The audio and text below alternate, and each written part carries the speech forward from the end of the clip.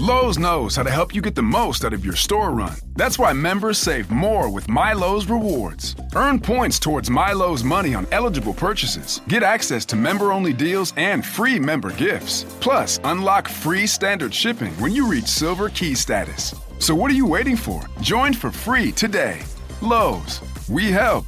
You save. Loyalty program subject to terms and conditions. Details at lowes.com/terms. Subject to change.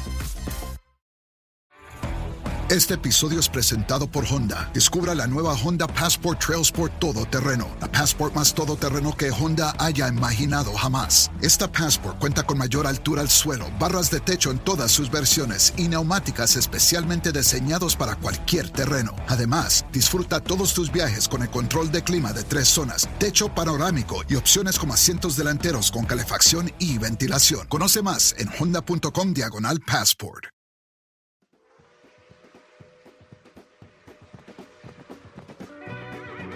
This podcast is part of E2C Network, where we share the whole Auburn experience.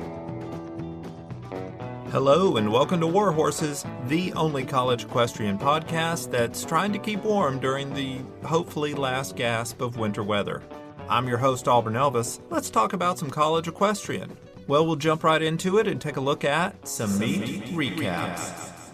First up to look at is Dartmouth at Texas A&M. This was a single discipline meet. I thought that the Aggies would win this one by about 7 or 8 points. Let's see what happened. You know, looking at these scores, I can see now that my math was really off. There's almost no way that A&M was going to win this one by 7 or 8. But anyway, in the flat, Texas A&M won that one 3-1. In fences, Texas A&M won that one 3-1 as well, making the final score 6-2. A&M actually started a lot of their lesser experienced riders in this one. It's a single discipline meet, and that's not going to count against the dual discipline team, even if they lost. So it's not a lot of risk for them to go ahead and get some extra experience for those riders that we typically don't see in the dual discipline meets. And you know, it's nice for the single discipline teams still to see how they fare. And but you know, A&M still took care of business on this. But good result for Dartmouth. They got a couple of points, and that was, I think, their goal was to go out there and just see how they stack up. The next meet to look at, Delaware State at UT Martin.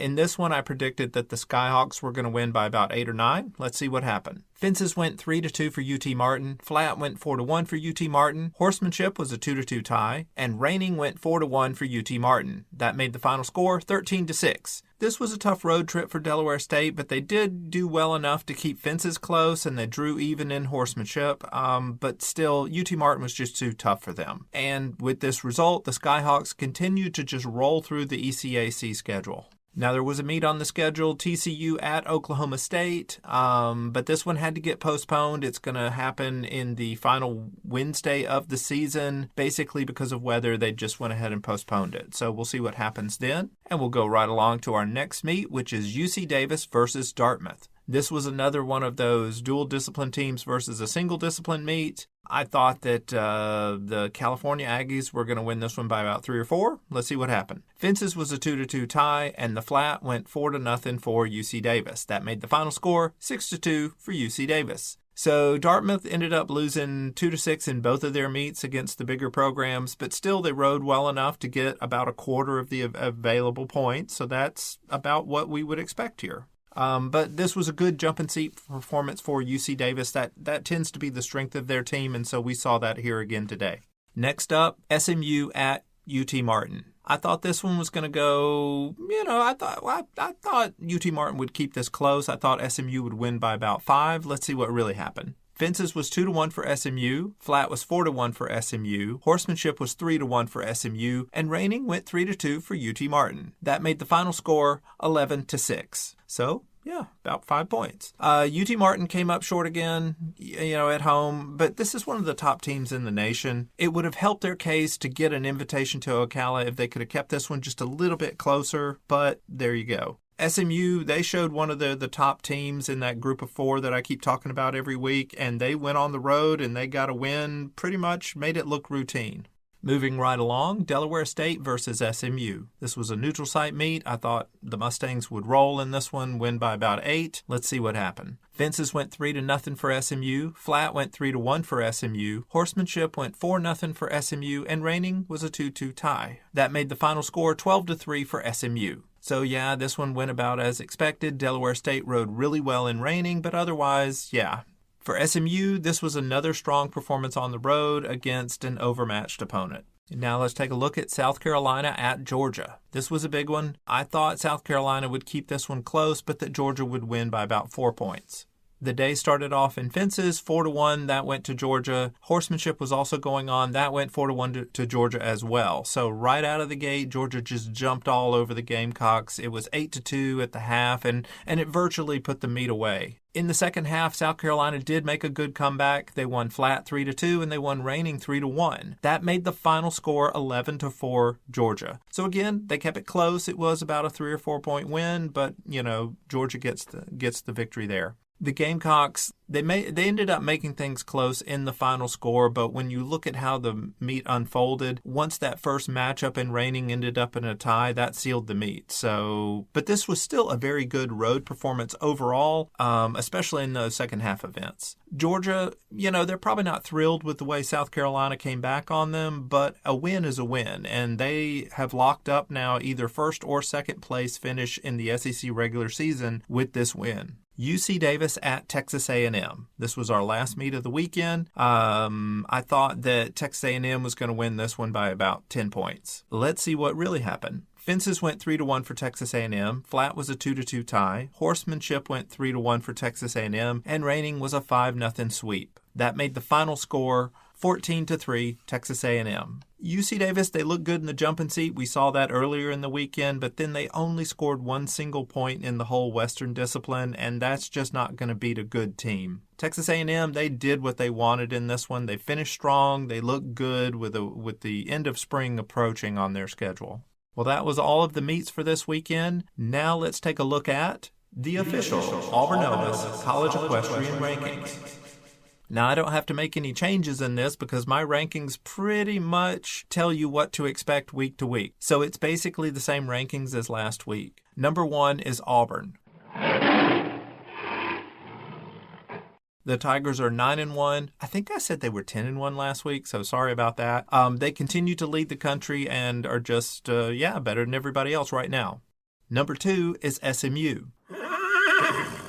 The Mustangs are 8-4, and they continue to look as strong as anyone now that their schedule has eased up a little bit. Number 3 is TCU. The Frogs are 6-3. They were idle due to the weather delay, but I feel comfortable keeping them below SMU right now. Number 4 is Texas A&M.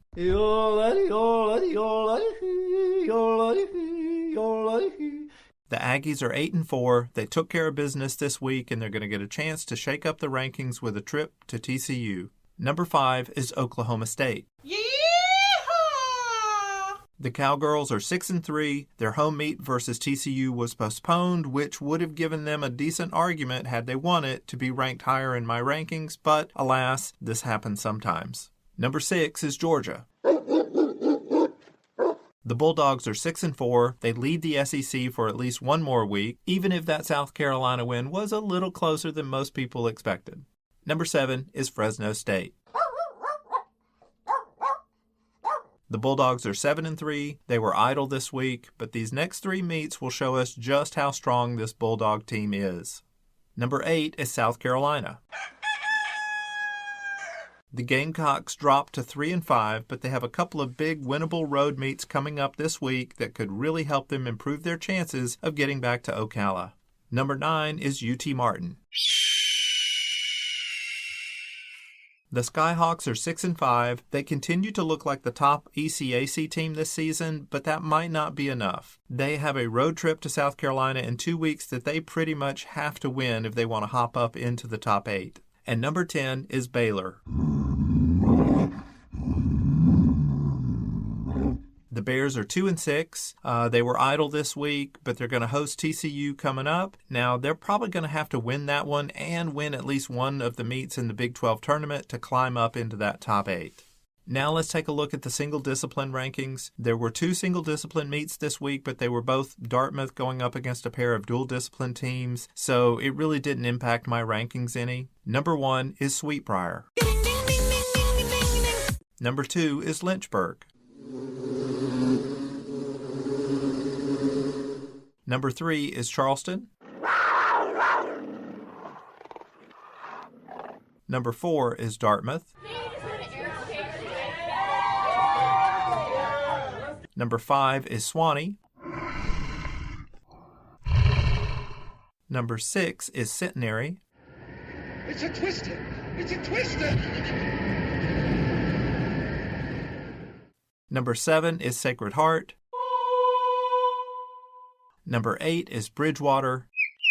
And number 9 is Berry. Well, that's all of the rankings, so let's take a look at some meet previews. All right, up on Thursday, we've got a big meet, Texas A&M at TCU. So Texas A&M is going to go on the road here, and these teams are right next to one another in my rankings, and so when that happens, traditionally, we expect the home team to win in these situations, and I think that's going to be the case here as well. The main question is, how close will A&M keep things? And I'm going to say that TCU ends up winning this one by 2 points at home. Lynchburg at Sweetbriar. Okay, so back in the fall when these two teams rode, Lynchburg won. It was at Lynchburg, and the NCEA voters really rewarded the heck out of Lynchburg for getting that home win. So let's hope that the NCEA voters are paying attention to this one as well, because I think Sweetbriar is going to get the win at home in this return trip in this series. I think the Vixens are going to end up winning this one by about 4 points. South Carolina at UC Davis. This is actually a big road trip for the Gamecocks. They're in the top 8 right now, but if they can win this meet, it will really help their resume. And I think they're going to do it. I think they're going to win by 1 point. Oklahoma State at SMU. I think SMU gets the job done at home, continuing their spring winning streak. Mustangs by 6. Georgia at Auburn. Okay, this is a big one for Auburn. If they win this meet by at least 3 points, then the Tigers will have locked up the number 1 seed in the SEC. And when I look at the individual events, I think Auburn's probably going to win fences by about 2 points. I think Georgia is probably going to win the flat by 1 or 2 points. I think Auburn is going to win horsemanship by 2 points. And I think Auburn is going to win reining by about 2 points. So I think we're looking at about a 4 or 5 point Auburn win. If that happens, like I said, the Tigers are going to finish first in the SEC regular season, regardless of what happens when they go to Texas A&M. TCU at Baylor. So TCU will host Texas A&M on Thursday, and then they're going to go on the road on Saturday to Baylor. That is a bit odd, but I still think they're going to ride well. I think Baylor is going to keep it kind of close, but TCU is going to win this one by about 4 points.